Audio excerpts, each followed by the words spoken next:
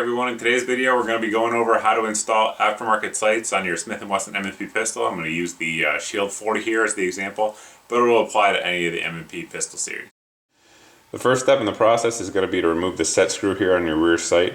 You want to set it up here in your vise with some sort of either cardboard or wood in between the metal, so that way you're not digging into your slide. I put cardboard in there just for video purposes. Normally I would actually use wood, but the cardboard is a little less obtrusive and easier to see past, if you will. So you want to remove your set screw here on the rear sight and just loosen that up. It may be very tight, but just loosen that out. Once you have that screw backed out, I'm just going to take a punch and drift it. On the M&Ps, Shield and full size, you can just drift either way, right or left. One thing to keep in mind though is there's going to be a striker spring up in there, firing pin safety I should say, up in there, so just be careful of that. I'll point it out when we get to it though. These sights here were a little bit more snug than usual, so I had to switch over to the brass punch, but that really actually is non-marring and you can actually just rub that right off. Being as these sights are actually probably going to go in the trash, I really don't care anyway, but that plate right there is what I'm referring to. So on the newer ones here, it looks like this is one of the plastic versions. On the older ones, it's going to be a gray piece of aluminum. So that's what we want to pay attention to. I'm just going to bang this off now. But keep in mind, you don't want that to go flying, so you want to have some sort of measure to capture it. What I'm going to do is I'm just going to keep my punch low as I'm driving across to make sure it doesn't go flying.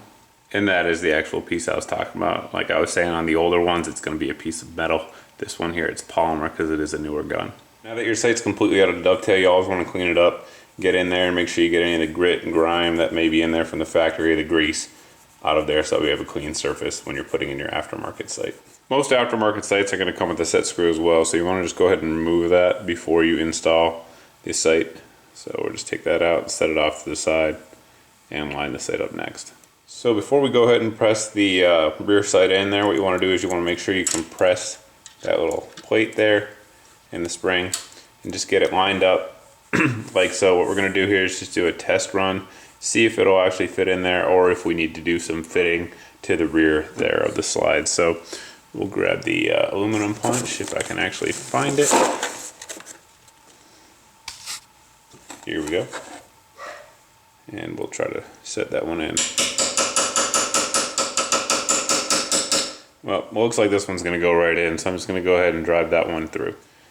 Just a quick administrative note, that will actually rub right off, that aluminum mark right there, and it comes right off with a little bit of rubbing alcohol. But when you get the rear sight on there where you think it's actually even, what you want to do is get a set of calipers out and actually test that theory. So there's different ways to do it. If you have feeler gauges, you can line those up on the sides, but I'm going to do it for the sake, assuming that you guys do not have those, and just line it up with where it meets the side on this side, and it is the same on both sides. So we are lined up there. Now that it's centered where you want it, we're just going to go ahead and put a little blue Loctite on the set screw that we had there. Blue Loctite 242 is what you want to use. Any of the blue really will work, but 242 is kind of what everybody recommends because it does seem to work. You want to put the Loctite on there so that way your set screw doesn't walk out on you when you're firing under recoil. So just going to go ahead and thread that all the way down. Once it's threaded down, just wipe off any excess Loctite you have on there, and now we're going to move on to the front sight. Just like the rear sight, the front sight on your M&P pistols is going to drift out either way, right or left. So we're going to go ahead and grab a punch and just knock it out.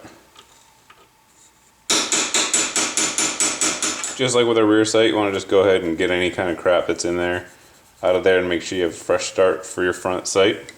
Grab our front sight here. We're going to take this one, and again, same thing. We're just going to test it and see where we're at. And try it from that side. Let's try it from the other side. Sometimes they fit better from the other side. Yep, and it does. So it looks like we're going to have a good fit. I'll spin this around, and we'll go ahead and tap this one in. We got it all lined up. We're just going to tap it again, starting with the aluminum punches if you have them, just because they're a little bit easier on the material. Now these Claw or Ameriglo sights are melanite treated on the outside, so they're much harder than either the aluminum or the brass punches that we're using here. So I mean, it's not going to hurt it either way. Same thing as we did before. Once we get it to where we think it's going to be centered, we're just going to go ahead and take your calipers out and gauge it. I'm using the start of the dovetail as my reference point, and man, usually I'm not this lucky, guys. These ones are both The rear and the front were spot on first time.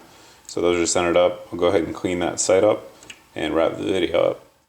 That's pretty much all there is to it. Very simple job if you have the right tools and a little bit of knowledge. So hopefully this video saved you guys some money out there. Saved you from going to a gunsmith to do this. If you're a gunsmith, I apologize for taking your money.